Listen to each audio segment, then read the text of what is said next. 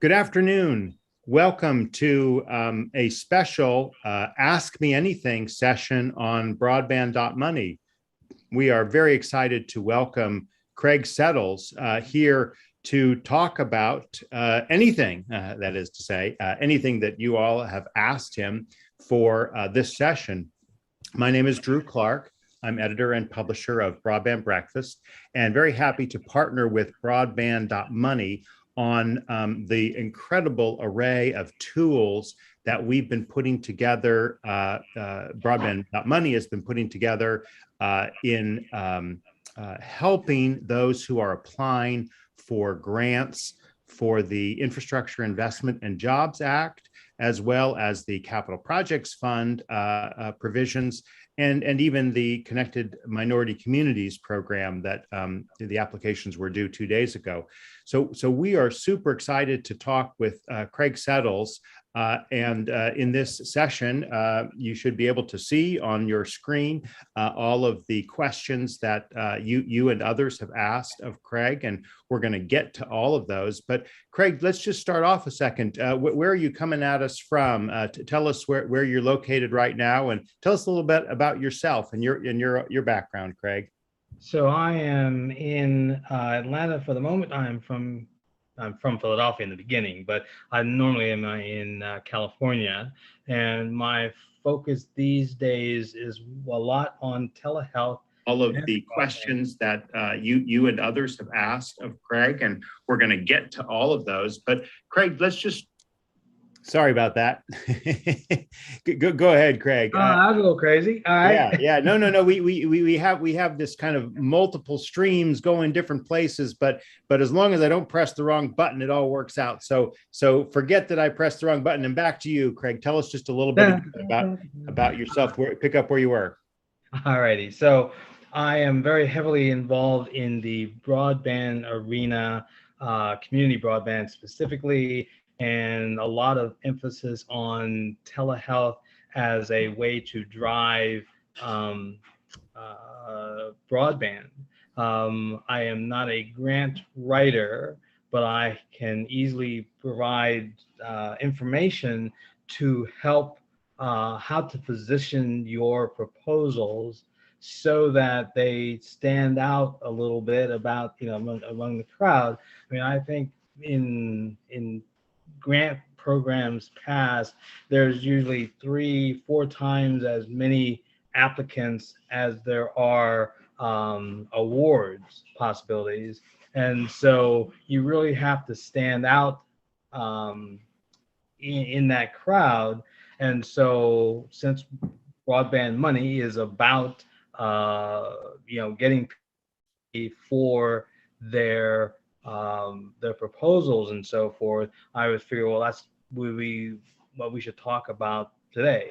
I mean, before I started working in the community broadband space, I worked for about 20 years doing marketing in high tech companies. And so I've got a lot of focus and experience in how to make yourself stand out as far as your proposals, the vision that people have for what they want to do with this money.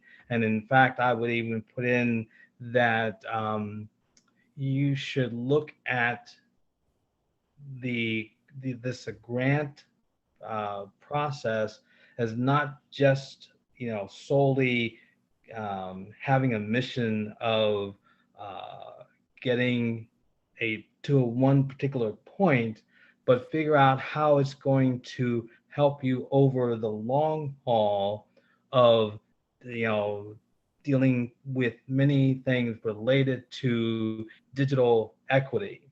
So I think that that's a big an element of the whole proposal. What is it that you're going to try to do with the money that you're trying to get?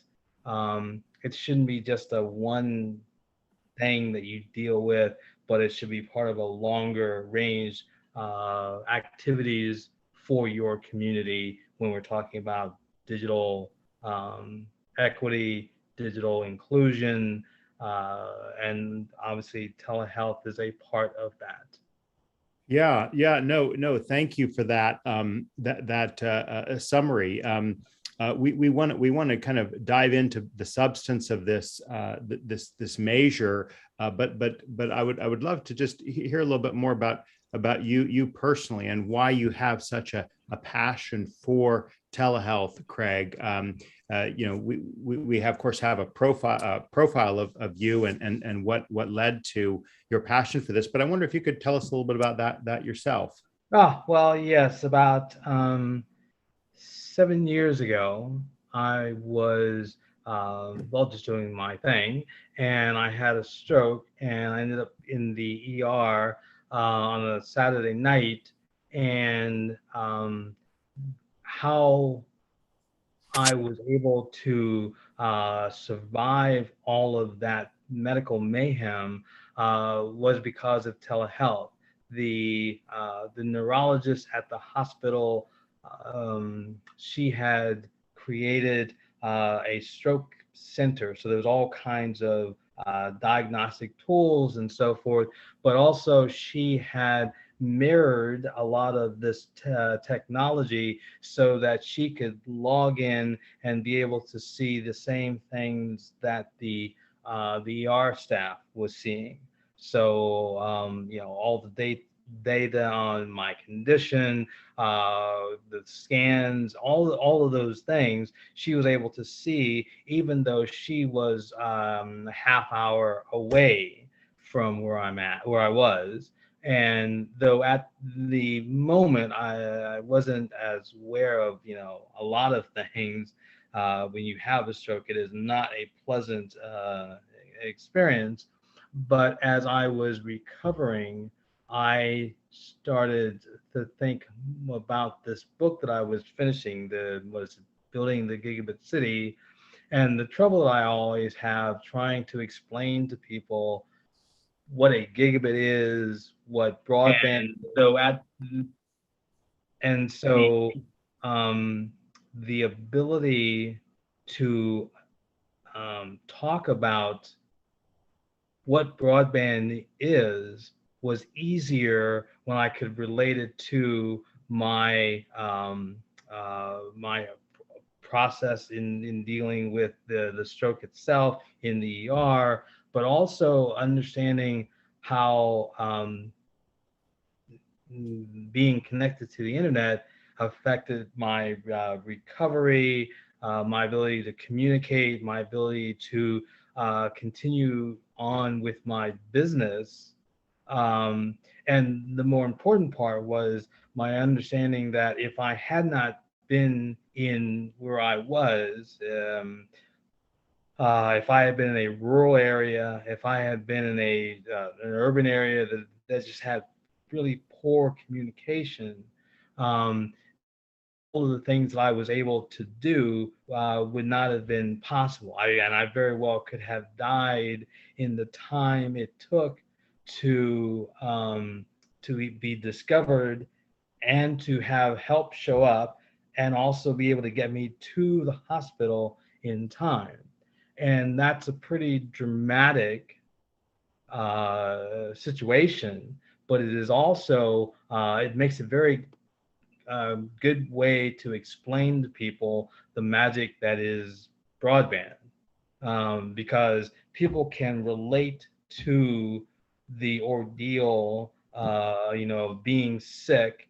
And so when you say, well, if we have good broadband, we can then have telehealth and we can have telemedicine and all kinds of magic involving artificial intelligence and the Internet of Things and so forth. You know, um, all of that technology now has a real meaning for people. And, Absolutely. and in fact, that would be, to me, one of the reasons or one of the ways that I would position, your approach to these proposals. You can either say, well, we're trying to, bring a gigabit to the community, and everyone will have varying ways of responding to that. But usually, what does that mean is probably the big question.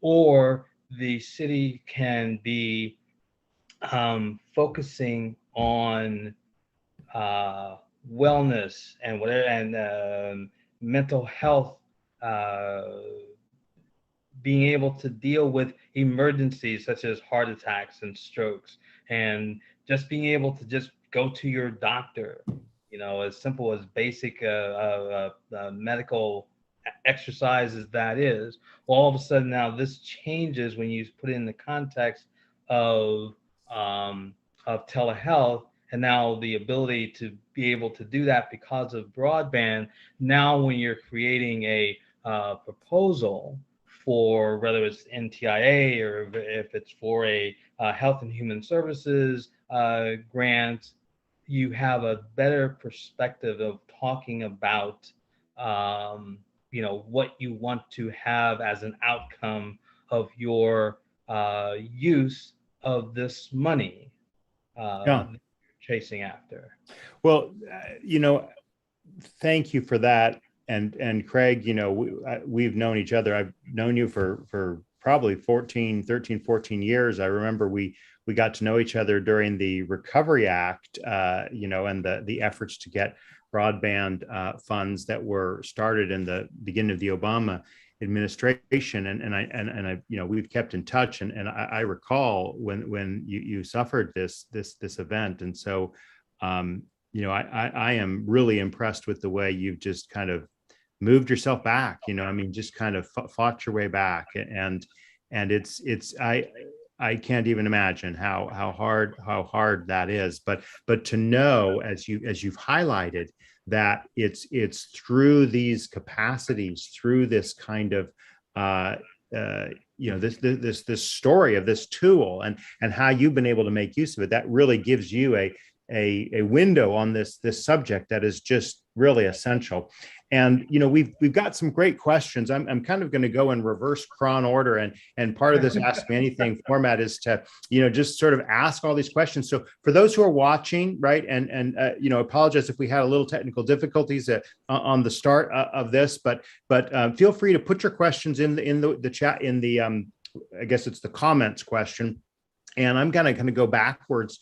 So one question we've got here from Jace Wilson is, Craig, you've long championed the role of community in broadband. With the upcoming IIJA, which of course is the Infrastructure Investment and Jobs Act, and the another new acronym, BEAD, which I'm not going to try to decipher right now. With the upcoming IIJA program, it seems that community is in a big way the driver's seat of decisions about which applicants win. What are your thoughts on this? What are your thoughts about the community aspect and how we make sure that community-focused broadband projects really are successful in the IIJA program?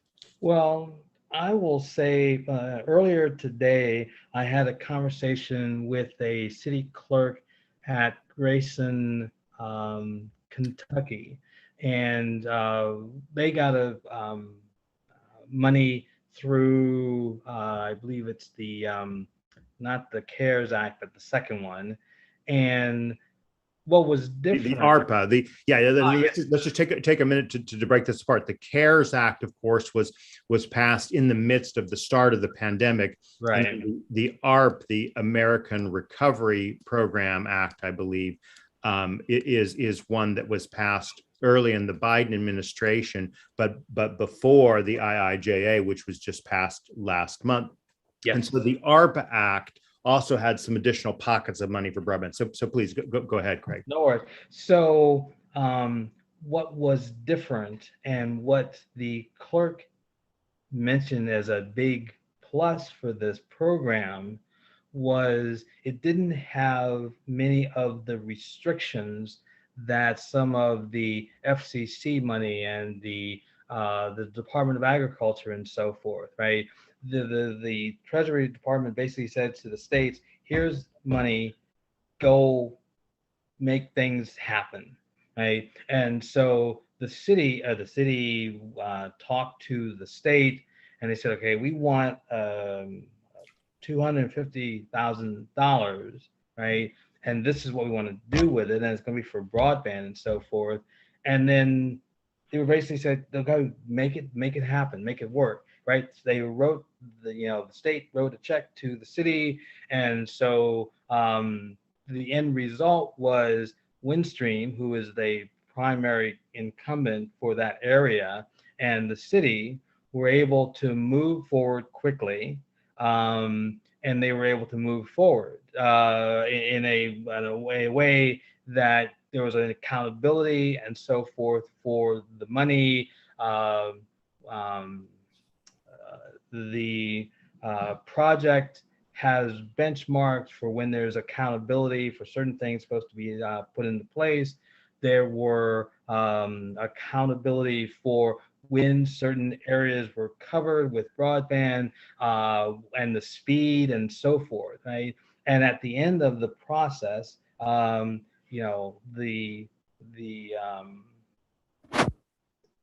uh, the the incumbent will be paid, right? If everything else is in order, right? And so what was very distinct about this was the city had a lot of leeway to structure the deal and to move the deal forward. And so what the person I talked to said was, if the next rounds of money have a similar flexibility and sort of a check on reality, the program will be beneficial for the community, right? They won't have to wait 2 years to get their money back, which is really difficult for small cities. There weren't a whole lot of hoops to go through. There was an assumption that the city had identified its need, identified who was going to need the broadband and so forth. And then when you look at some of the comments that are, that have been going around for the last few months about the next round of money, right? This issue of who's going to have the ability to make the decisions, and how much can this be done at the community level. I wrote this article recently where I said, there needs to be some group from within the community that has an impact that says, if we don't get what we're supposed to get from this money, right, that vendor doesn't get paid. Right. And I think this, what we need to have happen with the, with the next round of money is that that kind of accountability, right? And I also, I can't remember what interview I was in, but the question came up about what can the average person do to make the changes that are necessary.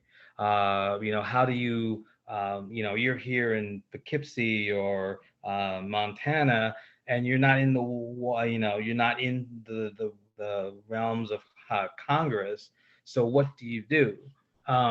I think it's going to be important that the city leaders and their state representatives impact the process of the rules, right? There's a bill passed, and that's pretty exciting. And yes, it says, well, we'll be getting all this money, but the actual rules for how this money is dispersed, the roles of the state, the roles of the city, the roles of the federal government, that's in a rule-making process that right now the incumbents are working feverishly to make sure that the rules that show up are favorable to them. Right. And the only way that communities can counter that is there has to be some work among the state, the communities, and you have several organizations. There's what's it, Public Knowledge. There's Chris Mitchell's organization, NTI, not NDIA, right? The Has National Digital Inclusion Alliance there. Yes, and so and these organizations have, I think, done a very good job of building rapport and clout so that they can counter the incumbents when the Right. incumbents try to do rules that, and so so ultimately the communities have to bond with the state and these various groups to put their mark on these rules and regulations. Well, great point. Let's keep going through questions. We got 20 of them now here, and I Okay. really want to get through as many as we can. But I think the key points you made there, Craig, is that we need a counter to the incumbency, and I think what you've also said is that there's a lot of things that have been put in place that may be able to do that, but we have to be mindful to make sure that local and community is really keyed up. So we got a question here from Justin Perkins, who's a reporter at Broadband Breakfast. Craig, you've emphasized the role of telehealth in developing broadband grant applicants and applications. All communities have different demographics and needs. I'm thinking about how surprising places like barbershops, you've written about that for us, Craig, and we really appreciate all of the things you've done for us at Broadband Breakfast over the years. But back to Justin's questions, I'm thinking about how surprising places like barbershops can be a point of contact for telehealth services. Could you share how applicants can highlight varying community needs in their application processes?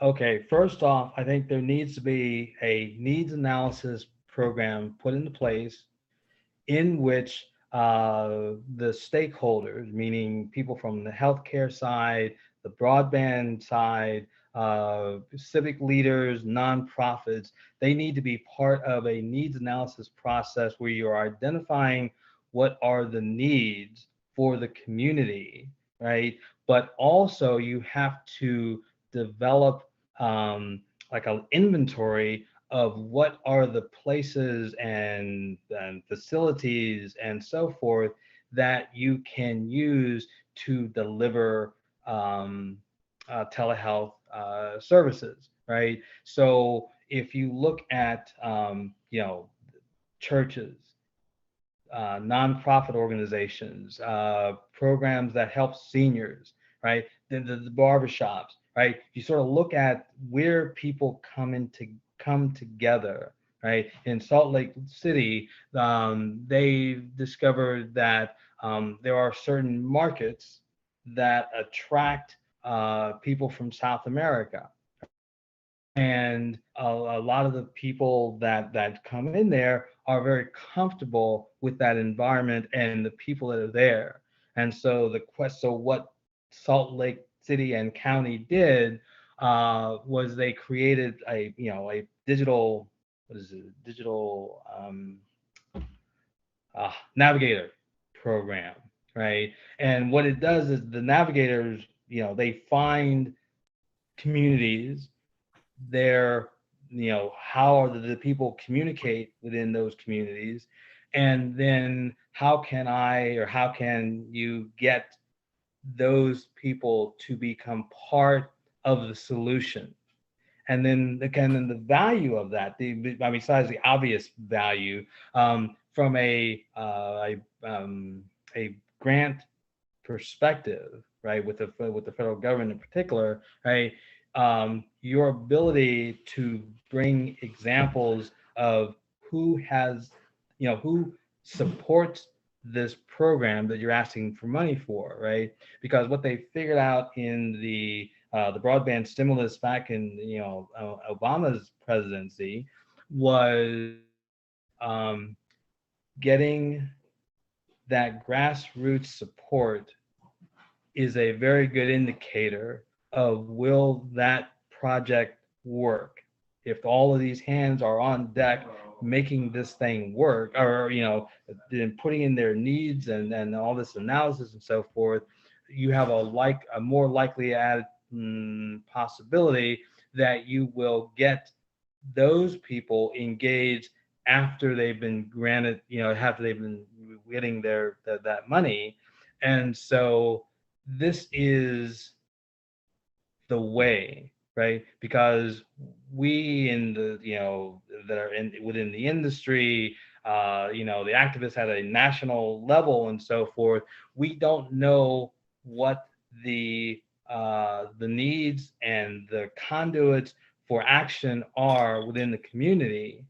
But you have to have that process of doing the needs assessment, and then that gets to ultimately to your question about where or what are these different avenues that we can use for telehealth delivery.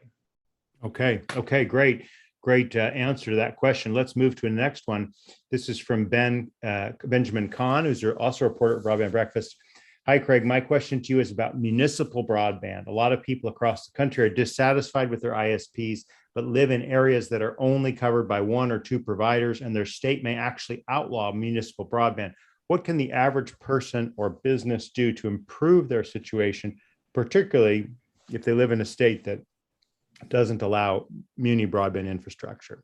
I think the answer is to find alternative delivery mechanism for the broadband build out, right? The more, the average, the obvious ones that are co-ops and nonprofits, right? Mm-hmm. But then there's wireless ISPs.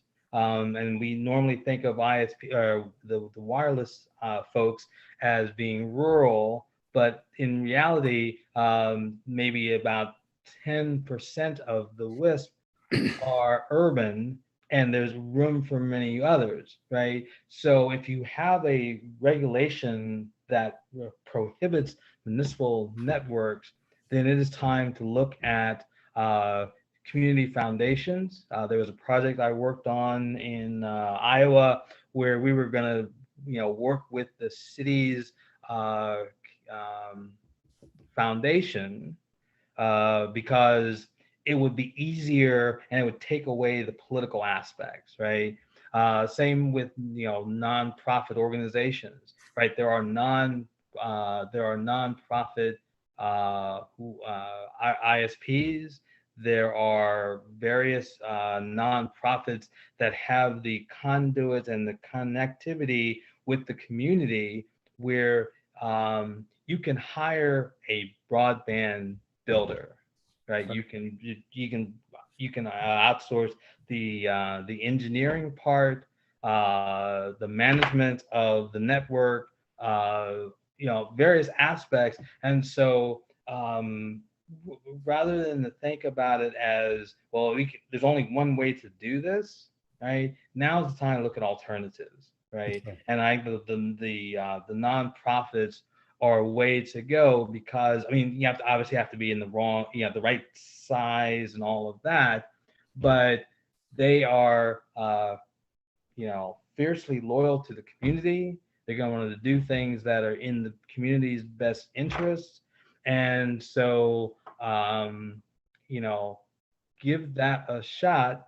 Yeah. The way to move forward. Absolutely. And I think what you've highlighted there is the role of co-ops, electric co-ops, telephone co-ops.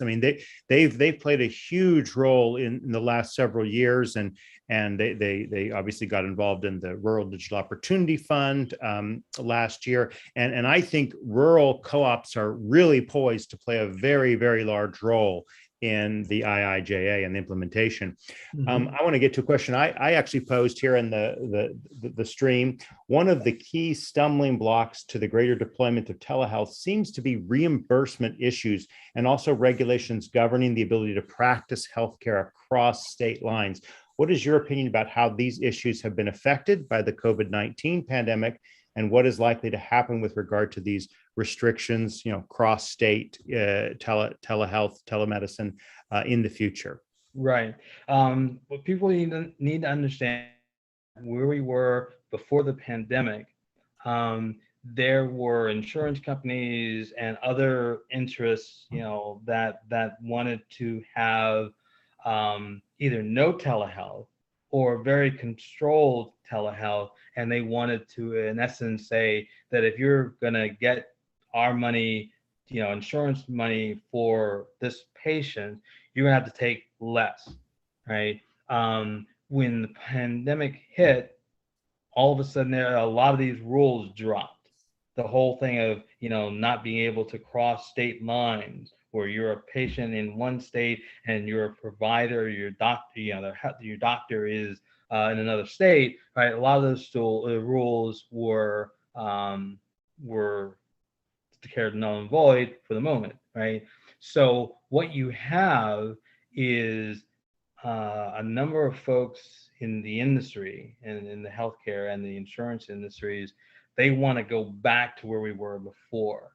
And that is very much the danger, right? Because all of these things were enacted with the understanding that it was a temporary focus, Yeah.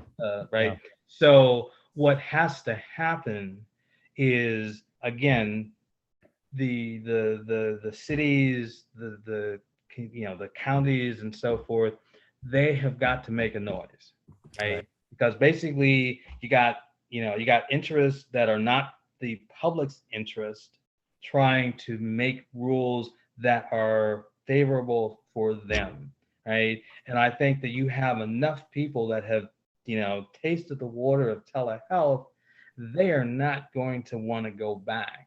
So hone in on that, organize that, make a loud noise to, in the places where they need to make that noise, to make sure that we're not go back, right? Yeah. I think one thing that was pointed out to me in a meeting I had was also understand where the insurance companies and so forth are coming from, and where their financial interests are. Because one of the things they do have an issue about is, if you don't have broadband, right, then can I call my doctor? And it is not obviously full telehealth, but at least it allows you to reach out to your doctor and have a consult, right? The insurance company is kind of like, we might be okay with telehealth. We got problems with the vocal, that thing, the telephone. That may have to be a compromise position. Then that means that you're going to have to work harder to get the broadband part installed. And so, and I bring that out so that people understand what the dynamics are that we're trying to address. I think that what we have seen is a number of folks see a benefit. I mean, I'm referring to the insurance company folks, and then the healthcare industry, see value in having telehealth. And so even though they were resistant in the beginning, they're starting to move, away from that entrenched position. And again, the communities have got to rise up and say, we understand where you're coming from, but we're not going back. Right. And I think the pandemic has really, forced the hand of those who wanted these restrictions on telehealth. Let's keep moving. We've got a number of great questions we want to get to. Another one from Jace Wilson of Broadband.money is, Craig, you once said upload speed is the Achilles heel of telehealth. Could you say more about that? Upload speed is the Achilles heel of telehealth. I actually wrote an article recently that said that broadband is the Achilles heel, but either or. The problem is, our broadband world has been predicated on lots of downloading of information, very little pushing it up, right? And for a while, that has been the norm of broadband. If you were going, if you had a network that was predominantly seeing entertainment traffic, that's all going downstream. The problem is when you talk about uh, distance learning on the one hand, and you have telehealth on the other, both of those applications uh, are demanding that a lot of this data goes upstream. And so your network, the mentality for the designing the network is in that mindset of, lots of data down, not so much up. If you're going to have true telehealth, the same way you're going to have true distance learning, you have to have both. Yeah, you need almost need symmetrical speed. And that's going to run into the mindset of, well, we don't need that. But in reality, like when you look at the ability to have my X-ray rays and can't get my words out. All these very data intense files, right? That I'm trying to get from me to the doctor, or the doctor back to me, and we want to have a consult in real time. Or I got a comment from a guy who's very much into the uh, mental health aspect Oh, of yeah. telehealth, right? And he said the the assumption that the telehealth is only going to be, the video traffic, right? Which, we're getting to where we can try to get that, doable, right? But the process of doing psychiatric consults and so forth, doctors need to have access and the ability to get large files from various sources uploaded, right? So this issue of the 25 and 3 is counter productive, right? In his perspective, he's saying, anywhere from 30 to 100 megs is what you're going to need. And so when you look at, looking at or getting ready for surgery, getting recovered from surgery, where they want to see they want to see your wounds, right? To tell if you're, recovering properly, right? Those kinds of application of the technology is going to need more and more bandwidth, right? We're talking about using artificial intelligence, right, for consulting, for mental health issues, trying to deal with the people who are stuck at home, seniors, right? Where you're trying to figure out, have they fallen? Are they just sitting down? Have they gone to the refrigerator to, to fix a meal or not, right? All that stuff takes bandwidth to have the sensors be able to do all of these things that they can do. And so again, yes, if you're dealing with small and low upload speeds, you're very much treading on the heels of your potential. So, this is not telehealth per se, but I remember talking with some people doing medical work in I can't remember whether it's Provo or another city in Utah, and they did have a gigabit fiber network available to them. And because they did this, they could send CAT scans and things, but only from home, right? They had this kind of connectivity at home, but when they went to their office, they couldn't do this kind of telehealth. So that it's not kind of, that was more sort of medical diagnoses, not telehealth per se. But I guess it is. It really is part and parcel.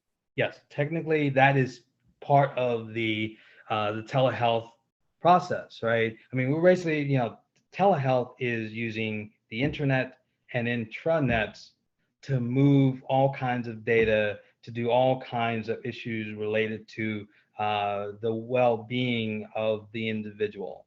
either mental or they're physical. And so when you look at the extent of what you're talking about, right? The issue of, is it, telehealth or not? If it's regarding the person's health, then yes, even if it's a research, it's just, man, I might call it passive telehealth, right? It's to, I go to the library and I get a bunch of videotapes and interactive software that says, helps me go through rehab and so forth. That's still telehealth. Yeah. Yeah. But then the reason why you having it discussed in that way is when you're creating telehealth applications and services, right?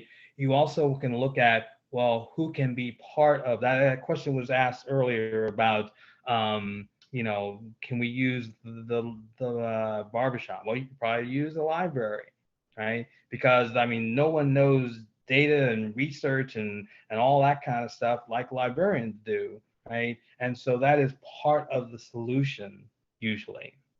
So, Well, great. Let's keep going with some quick questions here. This is from TJ York, a reporter at Broadband Breakfast. What project you've worked on in your career do you think has made the greatest difference for people? Interesting question. Thank you. yeah, I would say that I think my value uh, is my writing and presenting knowledge and so forth. When a company or a city says, we used your book or your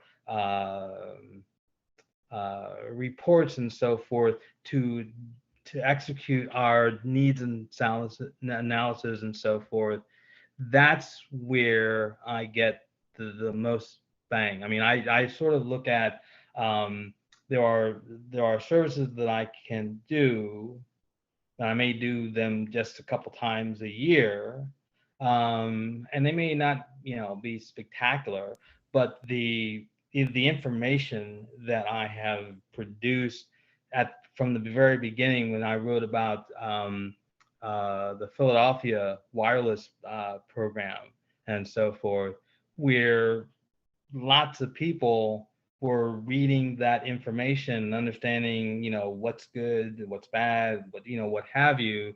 And so that's where I feel my role has been, has done the most good for the most number of people. Okay. Okay. Well, let's keep going through some great questions we've got. This is from Benjamin Kahn at Broadband Breakfast. Are you supportive of the technology neutral approach laid out by the Infrastructure Investment and Jobs Act?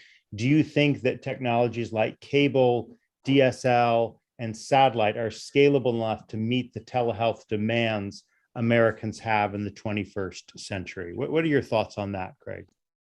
If satellite and yeah, if you're talking about satellite, I don't really feel like that's broadband. I mean, there are problems with it, and I just can't even begin. I mean, I know that there are, at least in press releases, there is all this advancement and stuff that's coming up with satellite technology, but no, I don't believe that's really an issue.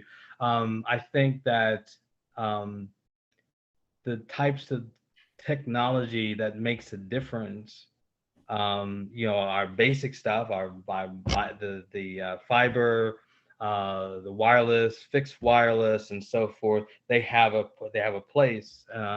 We have our artificial intelligence, the Internet of Things. We have all this smart city technology, right? I consider those, these last three I just mentioned, as a major part of the both the broadband and the telehealth world as we go forward. I mean, I've had people explain, for example, when you have a stroke or you have any kind of injury, we maybe got into a car accident or what have you, right? You know, one of the things that is incredibly boring is rehab, right? But at the same time, it's necessary, right? So I remember, what was it, US Ignite, one of their executives said, they were looking at technology that would allow a patient or a doctor to be able to determine if a person's knee is rotating, 10 degrees versus 20 degrees, right? Things that you wouldn't even think about, especially when you're talking about, I'm sitting in my house and my doctor is wherever, and you're using this connection to be able to say that you're moving a little bit wrong for this drill, right? And I mean, it's not commercially available, but there's a company working on that, which means there's probably other companies, right? So the potential for artificial intelligence to make healthcare, just go to the next level, right? That is just incredible, right? It will take some time and all of that, but the foundation will still be, I need to have that internet connection, and I will still need to have a doctor or a therapist or what have you. That's got to be part of the equation. But I think that the potential for things coming down the road is enormous. And so when you're building or proposing to build, a network, and it's going to cost you, what, 20-50 million dollars, especially for a larger city, that will cause some people to have consternation. However, when you look at what's coming down the road in telehealth, I think that it's a valuable investment, because there's this thing of trying to get just enough broadband bandwidth so we can do this stuff kind of today, right? And the problem is you have shot yourself in the foot for your future. Let's keep good. Thank you. And let's keep moving through some questions here. Are there any telehealth technologies or innovations that you've seen recently that you think have not received enough attention, Craig? Yes, I actually witnessed a demonstration where, what is it? They're scanning your retina to determine a number of things, right? Because people don't realize that when you get this eye exam, there are a number of other health conditions that can be flagged by the retina scan, right? A possible stroke, a possible heart attack, diabetes, right? And so that's I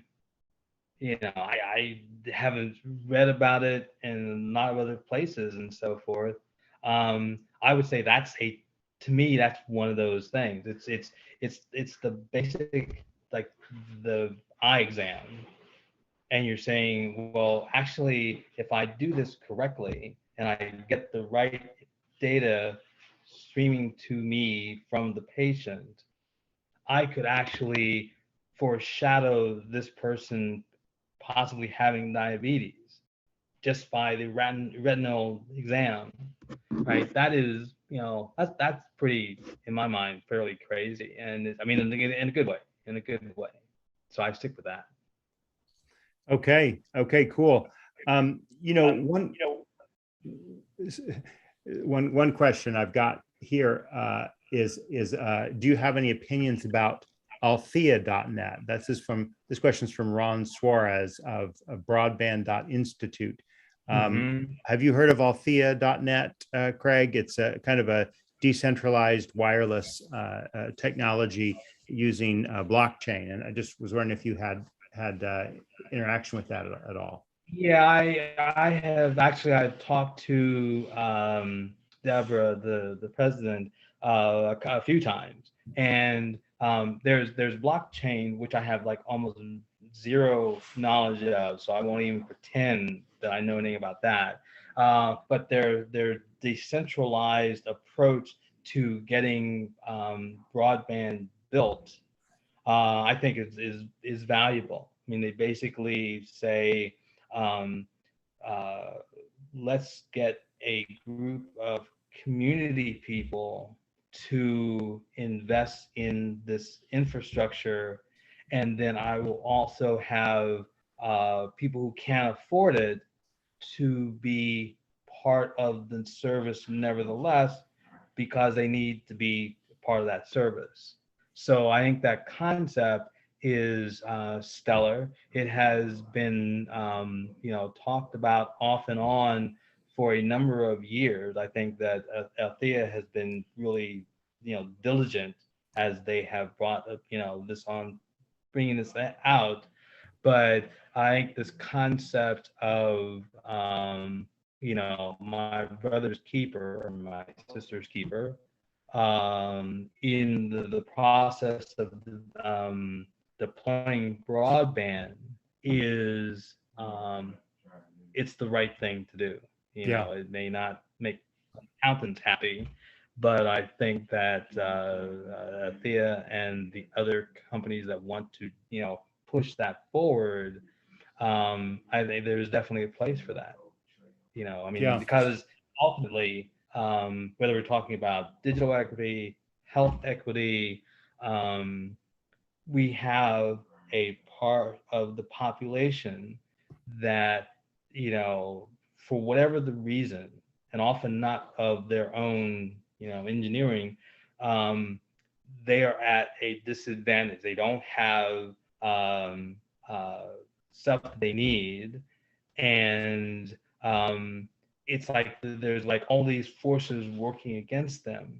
So having someone that's saying, this broadband stuff is so important that yes, we need to find ways in which we can be our brothers and sisters keeper with this technology.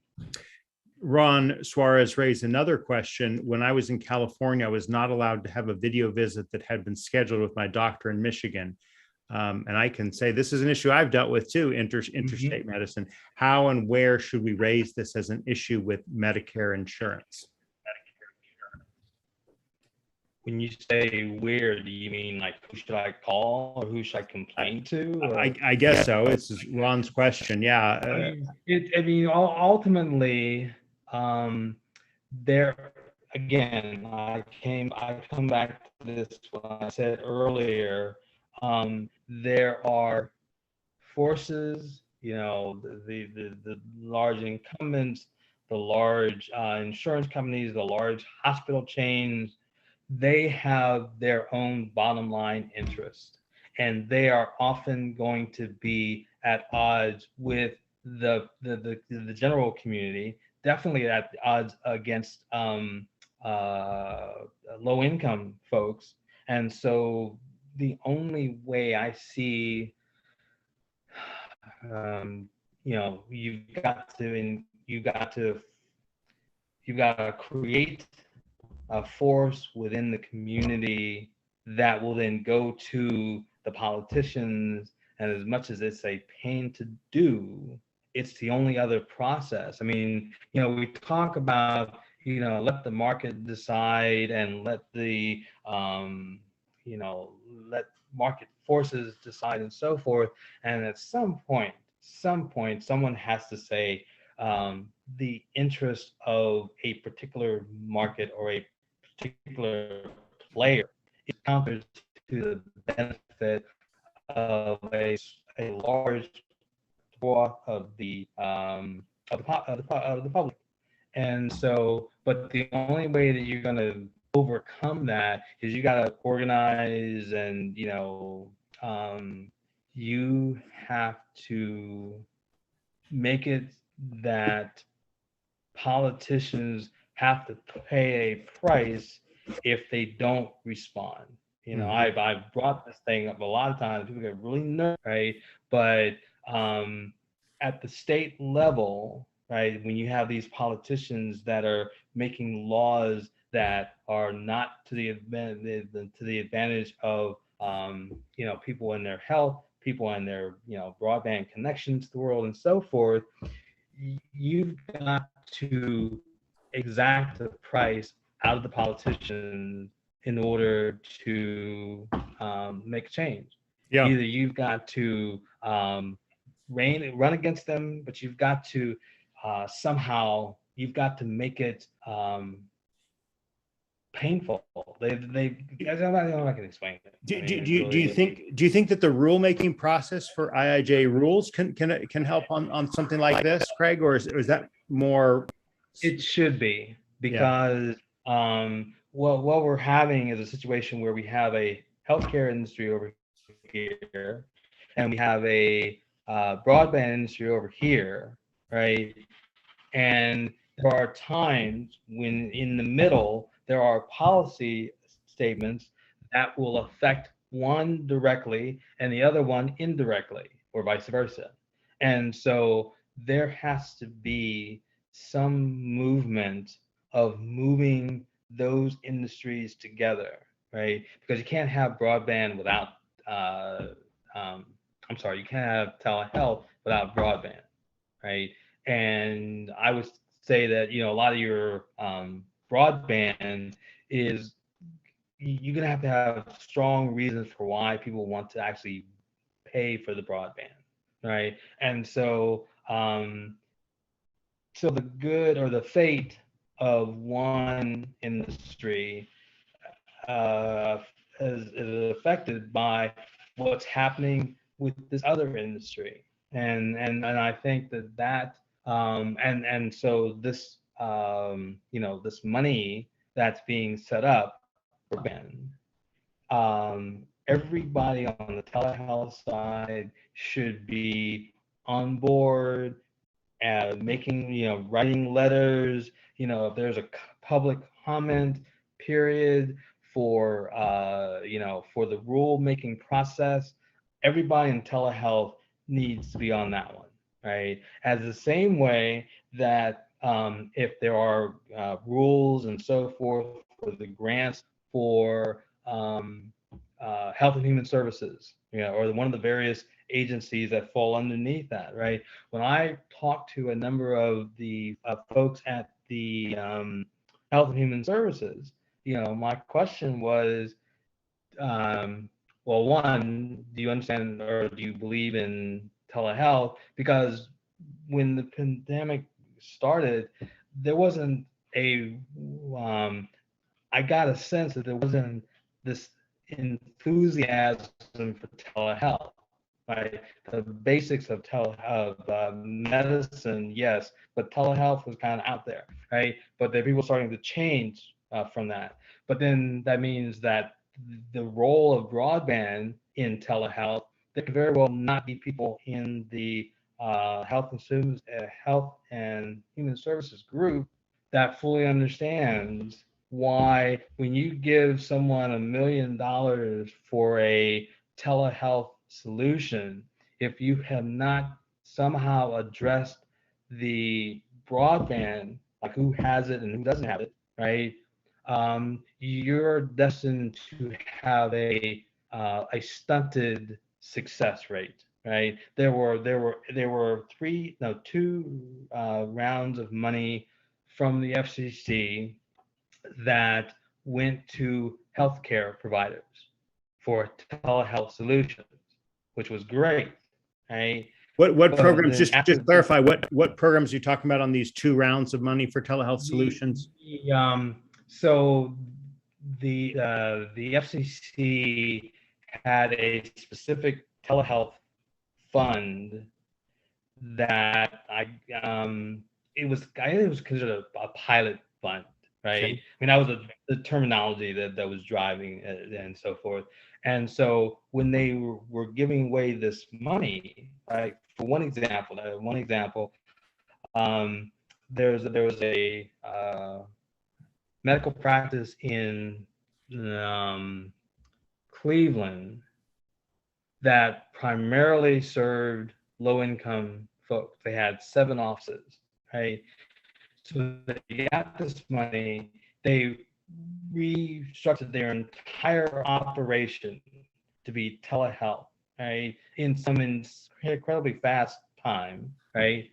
But when any patient came in that says, "Well, I don't have a good connection. I have no connection," right?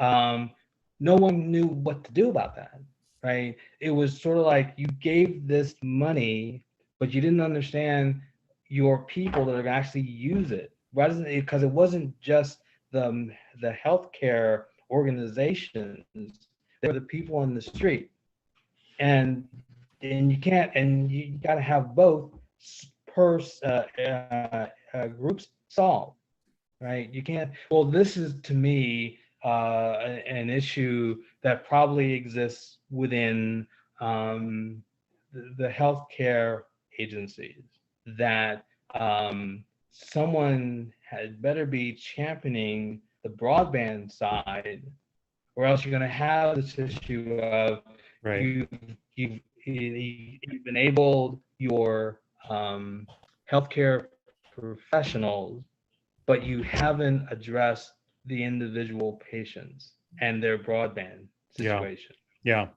Well, we have used the hour. I'm gonna like Oh, do some mackerel. do some wrap exactly. Holy man, do some wrap up questions here that hopefully you can kind of combine. And there are many we didn't get to directly, although we've talked about bits and pieces of them. One is about a significant issue preventing telehealth program adoption is that many consumers are simply unaware of the programs that are available to them. How do you suggest communities combat this lack of awareness? And maybe we can use that as a closing thought for other things that you think our listeners need to know about telehealth, and including telehealth as part of broadband grant application programs under the IIJA and other programs, Craig. Okay, so when I did this project for Tumwa in Iowa, part of the needs assessment process was to break. There were one day there were service groups, companies. There were nonprofits. Another day the third like now, right? So part of the process was one-on-one conversations with stakeholders. What is the value of broadband, and what do you want to do with it in broadband? What do you want to do with it if you build this network, right? And then you go to the groups. In Philadelphia, they were focus groups. They had like 10 of those representing different parts of the city, right? And so the first 5 minutes, 10 minutes is educating people out what is telehealth, right? Because people don't really fully understand. And then once you have that knowledge out there, then you start asking people, what do you want to do with it? And I think that is pretty much, if you're gonna attack the telehealth issue, right? The same way I think even for any other aspect of broadband applications is that you have to educate people for what exactly this is, what you're talking about, right? Because we talk about, we throw out technology issues. Again, what's a gigabit? What's a megabit? There are still people that have no idea what that means. So if you want to, take advantage of this money and have it be beneficial in the long run, somewhere on the front end, you got to educate people on what technology, so the people tell you what they want to do with it, right? It's people have to know what they want to do with this technology, right? If you want to have a successful fundraising effort that actually goes somewhere, right? I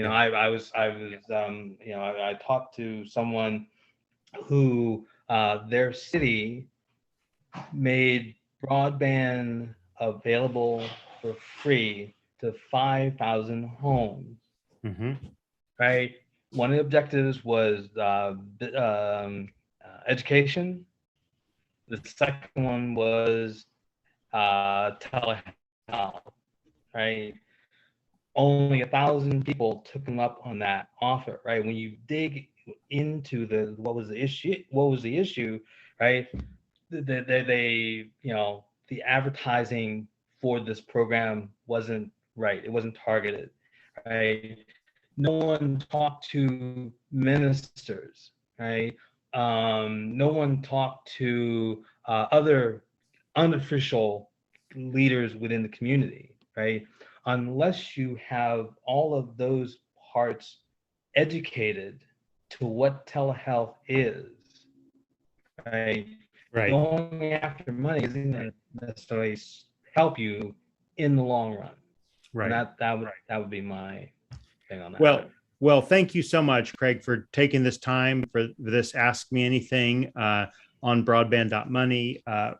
Craig Settles, expert broadband consultant and telehealth expert. Indeed, he attributes telehealth to saving his life. So what an incredible story, Craig. We'll put the link to it back up on this page, and you can watch it anytime here and watch this stream anytime.